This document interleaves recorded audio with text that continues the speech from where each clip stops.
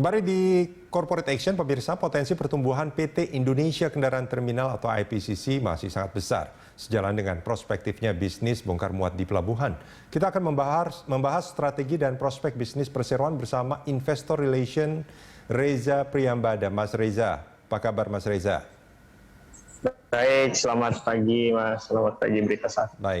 Mas Reza, ini kalau kita bicara soal IPCC, di tahun 2020 saya tahu IPCC itu sangat tertekan ya kinerja keuangannya.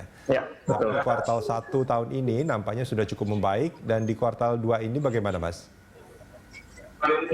Ya, jadi seperti yang Mas katakan bahwa sepanjang tahun 2020 itu kinerja dari IPCC itu memang cenderung mengalami penurunan. Nah, penurunan ini kan seperti kita ketahui bahwa dengan adanya kondisi pandemi COVID-19 yang hampir semua bisnis itu mengalami penurunan, termasuk juga bisnis bongkar muat di pelabuhan, termasuk di terminal kita, terminal IPCC. Nah, dengan adanya penurunan aktivitas di industri manufaktur, di industri otomotif, bahkan di industri pertambangan, sehingga membuat pelayanan dari bongkar muat kendaraan yang ada di terminal IPCC itu mengalami penurunan. Contoh misalkan seperti di terminal internasional, sepanjang tahun 2020 CBU yang ditangani itu hanya 263.900 unit ya, atau turun 34,17%.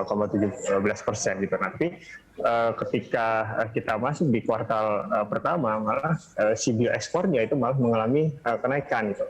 Paling tidak kenaikan ini memberikan sentimen positif terhadap kinerja dari IPCC bahwa adanya pemulihan dalam 3 bulan pertama di tahun ini, bahkan di bulan April yang kita harapkan masih berlanjut, ini memberikan tambahan kinerja terhadap IPCC. Jadi pada saat 2020 penurunan yang paling besar kita rasakan itu di bulan kurang sekitar April atau Mei ya, gitu, di mana penurunan bongkar muat layanan kendaraan kita tuh turun lebih dari 50%. Nanti di akhir kuartal ketiga dan di kuartal keempat itu mengalami kenaikan itu. Sehingga kalau kita lihat kinerja keuangan secara kuartal ke kuartal, maka di kuartal keempat itu pendapatan sudah mulai kembali mengalami peningkatan, dan di sisi lain rugi tercatat pun juga mulai berkurang gitu. Dari 9 bulan pertama itu kita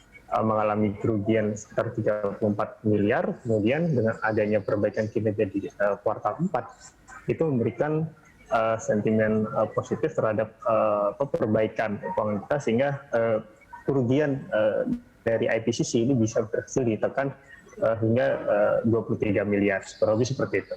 Hingga pendapatan saat ini, kerugian tahun 2020 sudah ketutup Mas Reza?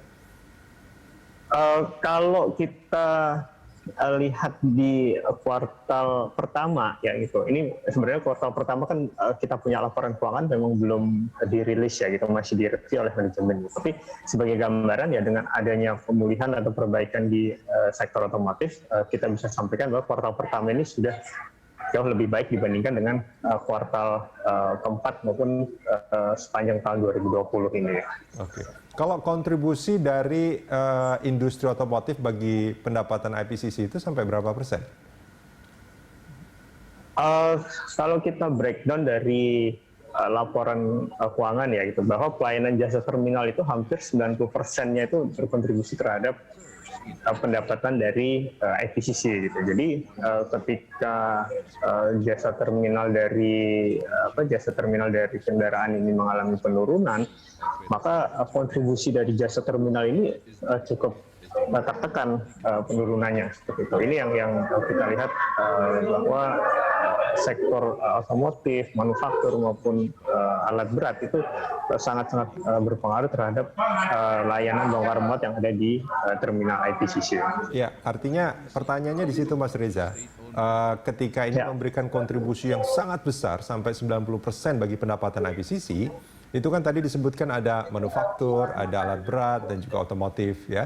Nah, saat ini yang mulai membaik ini ketiga sektor itu, atau yang kita tahu kan sejak awal itu otomotifnya saja sebetulnya. Nah, kontribusi dari otomotif. Kalau dari sektor otomotif ini memang sangat besar ya. Jadi kalau kita lihat dari kontribusi dari CDO itu kurang lebih hampir sekitar 60 sampai dengan 70% ya. Kalau kita lihat dari sisi jumlah kargonya ya, itu kurang lebih sekitar 60%. Nah, sisanya itu ditopang oleh alat berat. Nah, alat berat ini misalkan kendaraan berat yang biasa digunakan di pertambangan atau konstruksi ya, seperti crane, ekskavator, bulldozer dan sebagainya. Dan di sisi lain ada kontribusi dari spare part. Nah, spare part ini merupakan potongan dari alat berat tersebut gitu. Nah, ini yang di tahun 2020 itu cenderung mengalami penurunan, dan di tahun 2021 kuartal pertama kita lihat sudah mulai diperbaikan. Nah, di segmen yang menarik adalah di segmen alat berat itu justru datang dari truk dan bus gitu ya. Jadi truk dan bus ini sepanjang tahun 2020 itu justru tercatat mengalami kenaikan ekspor gitu ya. Beberapa di antaranya ekspor misalkan ke Thailand, ke Malaysia, ke Singapura itu justru dari segmen truk maupun bus. Oke. Tapi kalau dari kontribusi yang ditanyakan Mas tadi, memang paling besar memang kontribusinya dari sektor CDU ya, sektor otomotif ya. Oke, baik. Jadi yang kemarin ada PPNBM apa namanya khusus gitu ya? Iya. Itu sangat betul. Nah, kalau PPM betul, kalau PPM relaksasi adanya PPNBM itu kita melihatnya sangat positif ya. Gitu. Artinya dengan adanya relaksasi tersebut terjadi kenaikan order book dari otomotif sehingga mempengaruhi permintaan dari kendaraan. Jadi kalau di segmen itu kita lihatnya di terminal domestik ya gitu. Di terminal domestik itu sudah mulai membaik secara bulanan ya, dari Januari, Februari sampai dengan Maret ya. Baik. Mas Reza, kita jeda sebentar, kita akan lanjutkan ini di segmen berikut. Pemirsa jangan kemana-mana, Corporate Action akan segera kembali.